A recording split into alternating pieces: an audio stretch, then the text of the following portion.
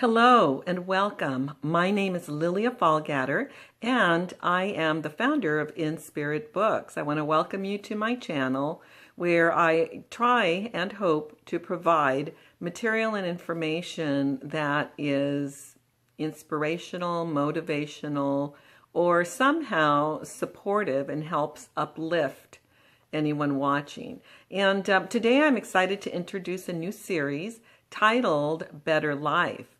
And in this series, what we'll be doing is examining thoughts, ideas, or concepts related to life and living and having a discussion around that. And so I hope you'll engage by utilizing the comment section and to offer your perspective and your thoughts and ideas on the concept that we're discussing. So let's go ahead and jump right in, and I'm going to read the concept or idea. And a lot of these that we'll be discussing I came across in research or reading material that I read. I do a lot of reading of self-help, personal development, and transformation.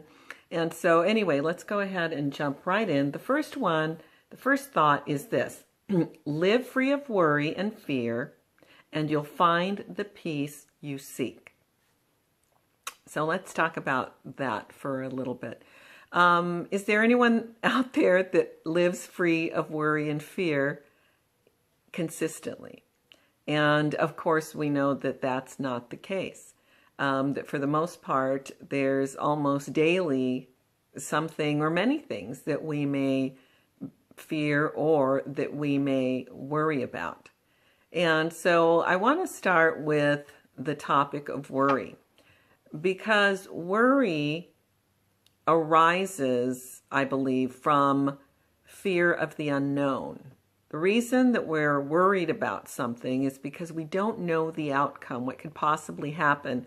And we usually, at least in my experience, I imagine the worst. You know, what is the worst?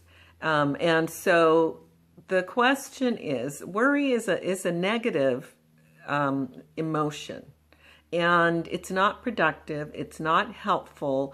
It may keep you from focusing your attention on other things that you may want to accomplish. But the thing is that we have to find a way or have a way to deal with worry, because we know it's not completely going away, but how we deal with it may impact what happens in terms of how we address that situation that is worrying us. Now, there are two things a process that has two steps that I like to use to avoid worry. The first thing is I ask myself this question. I ask myself this question: what is the worst that can happen? And then once I identify what that is, I think about, okay, if that happened, that's the absolute worst that could happen, how would I react? What would I do? And so I give it some thought, and I start putting together a plan of action as to what I would do. Now, what that does is it removes fear of the unknown. And that is that, first of all, it's probably highly unlikely that the worst is going to happen. But if it does, you already have a plan of action and have given it some thought. And so that fear of the unknown is gone, or at least submerged a little bit or subsided. And so in any event, that's the trick that I use to try to avoid worry and not being in that state of worrying, which again is a negative emotion.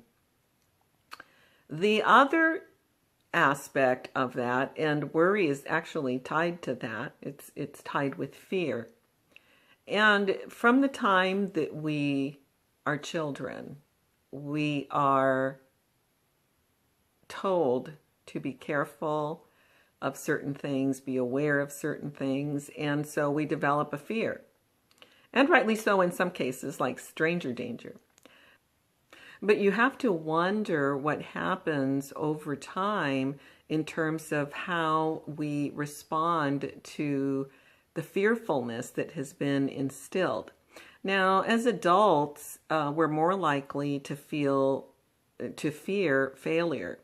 Now, I'm not a psychologist, a psychiatrist. All of this is just my own opinion on the topics at hand, which are worry and fear.